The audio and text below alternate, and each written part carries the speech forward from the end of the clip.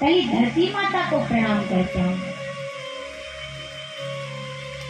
माता जी को प्रणाम, अपनी जननी को प्रणाम करते हैं। माता पिता, पिता को प्रणाम करते हैं। गुरु को प्रणाम करते हैं। माता के प्रति हमारा व्यवहार कैसा करें हम? पिता के प्रति हमारा विचार कैसा होना चाहिए? पत्नी के प्रति हमारा भाव कैसा होना चाहिए? बहन के प्रति सम्मान कैसा होना चाहिए? और गुरु के प्रति आदर का भाव कैसा? ये राम जी ने हमको सिखाया है, इसलिए तो राम जी धरती पर आए महाराज। एक बार भी दशरथ महाराज जी ने राम जी को ये नहीं कहा था बेटा तुम जंगल चले जाओ। एक बार भी नहीं कहा दशरथ जी ने। कई माता ने बताया बेटा राम, तुम्हारे पिता ने तुम्हें वन दिया है। तो राम जी ने कोई प्रश्न उत्तर नहीं किया। पिता ने वनवास दिया है वो 14 वर्ष का। राम जी बोले अरे 14 वर्ष की बात करती हो माता जी, मैं जीवन पर्यंत राम वन में रहना चाहती, लेकिन मेरे पिता की प्रसन्नता इसमें है। और एक बार भी नहीं पूछा पिताश्री से, पिताश्री अपराध क्या है इस राम का, आप जंगल दे रहे हैं, क्या अपराध है इस राम का? राम जी ने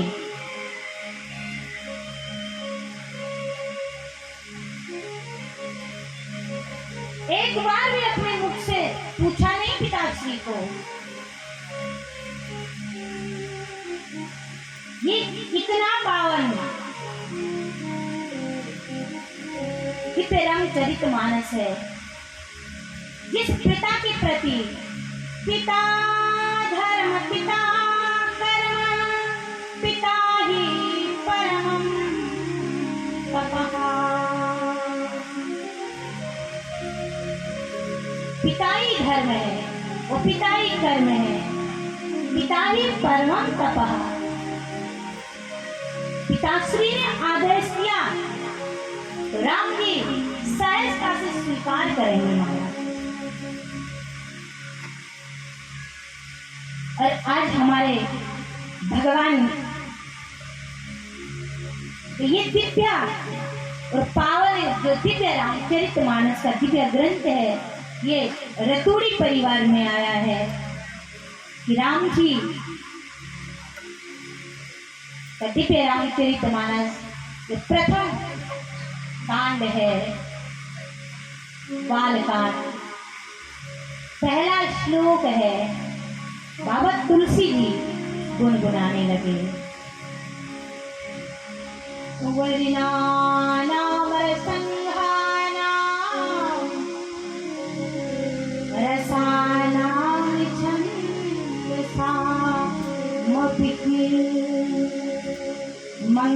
मंगलानाम चकरितारो बंधे वाणी बिना।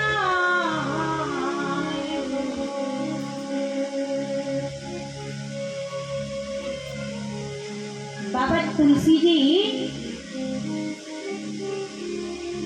प्रणाम करे किसको? बंधे वाणी बिना। वाणी की जो अधिष्ठात्री देवी है भगवती सरस्वती, उस भगवती सरस्वती की चरणों में प्रणाम किया और गजानन भगवान को प्रणाम किया।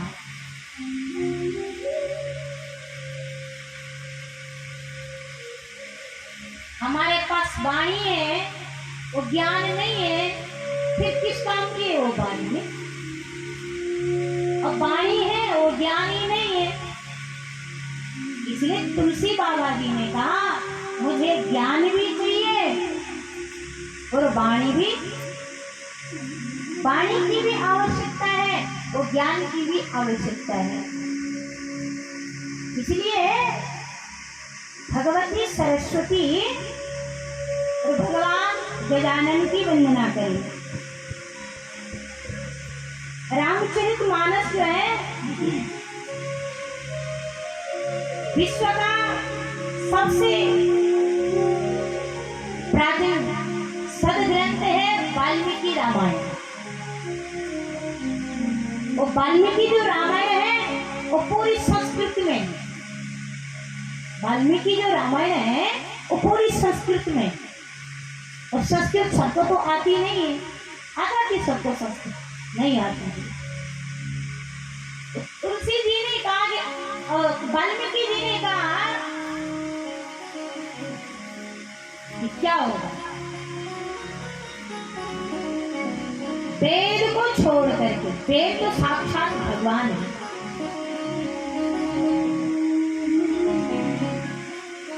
लेकिन महाराज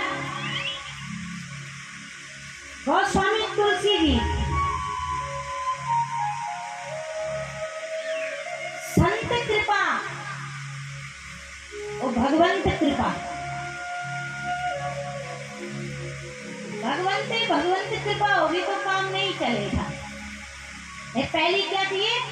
संतों की कृपा, तभी तो हम भगवान के बारे में जान पाएंगे। तो संतों की कृपा नहीं होगी तो कैसे जान पाएंगे? वाल्मीकि पहले क्या थे? डाकू थे, लेकिन संतों की कृपा हो गई महाराज। डाकू वाल्मीकि लोगों को लूटता है, कसूटता है, मारता है, अपने घर के लोगों का पालन पोषण करता है। अचानक ऐसी कृपा हो गई कि सप्त ऋषियों की टोली आई, सप्त ऋषियों का मंडल आया,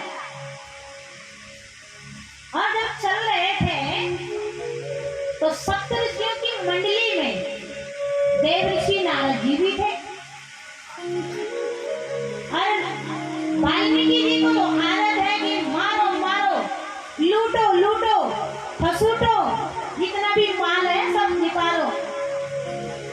तो संतों ने कहा देखो, ये जो तुम कर रहे हो ये अधर्म है, ये पाप है। अधर्म के बेल पर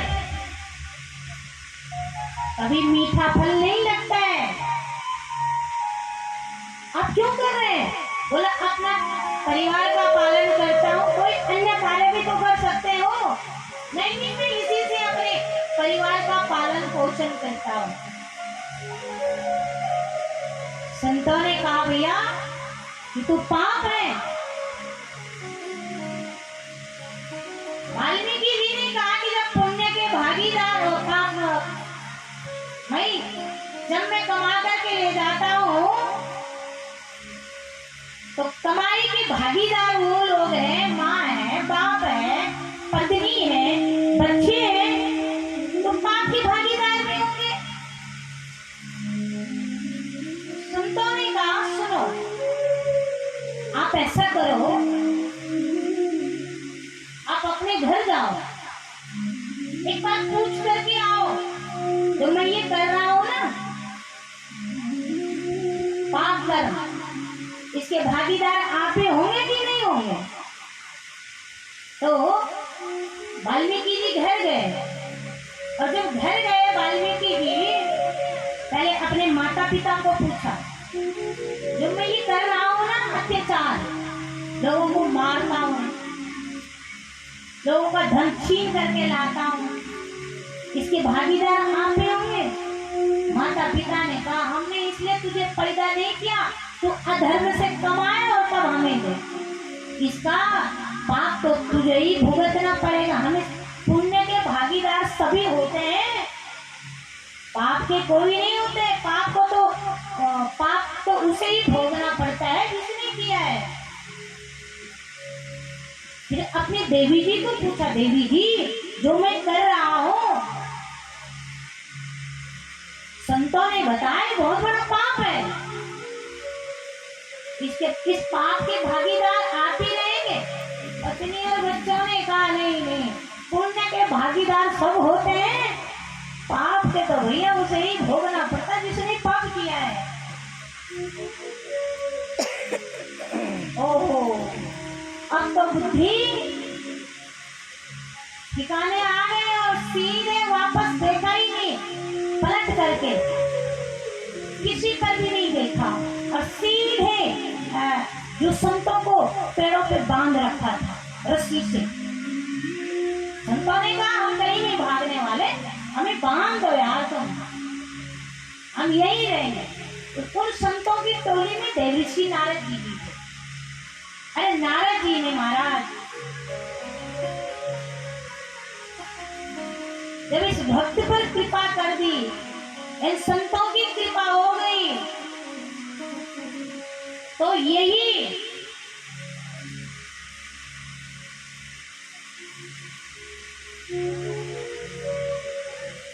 अब इसको तो मंत्र देना है, पंचाक्षरी मंत्र देना, तो ये जपने वाला है नहीं क्योंकि आदत ही नहीं है। द्वादश अक्षर मंत्र देना है तो इसको आदत है ही नहीं। सरल सा सरल नाम इसको क्या दिया जाए। संतों ने आपस में गोष्ठी करी और कहा भैया ये गायत्री उपासना भी नहीं कर सकता है, कौन सा नाम दे? बोलो सरल नाम है राम, इस राम नाम को इसको दे दो, इसका कल्याण हो जाएगा। अरे वाल्मीकि जी को राम नाम का मंत्र दे दिया और जब राम नाम का मंत्र दिया तो जब तक संत बोल रहे थे तब तक तो राम राम बोलता रहा, और जैसे ही संत चल पड़े अब जपने लगा तो मरा मरा मरा मरा मरा मरा मरा, क्योंकि आदत ही मरा मरा की थी। और जो आदत होती है वो बहुत समय तक भैया छूटती ही नहीं है। आदत सुधारने के लिए बहुत कुछ करना पड़ता है, क्यों भैया? तब सुधरती है आदत। बुरी आदत जो है ना कैसी छूटेगी कैसी छूटेगी। तो अगले बंदे ने जो है संतों ने कृपा कर दी, मंत्र दे दिया और मरा मरा मरा मरा मरा मरा ऐसा जाप शुरू हो गया